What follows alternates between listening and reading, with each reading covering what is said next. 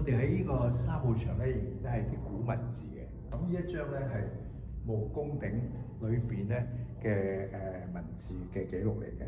咁毛公鼎咧係喺金文裏邊，即係話咧係金器裏邊咧係裏邊最多字嘅一個好大最大嘅鼎嚟嘅。咁呢一個鼎咧係大家要留意去台北嘅故宮博物院裏邊睇。咁如果睇呢個字咧，就喺個鼎嘅內側裏邊嘅刻住嘅字喺裏邊嘅。咁所以咧，你見到佢圍住一個圈咁樣咧，一路咁樣上，然後喺第二篇又係有咁嘅字出嚟。咁大家睇到呢啲咧係好多好似象形文字咁樣，呢個文字嘅初期係呢個喺金文裏邊嘅。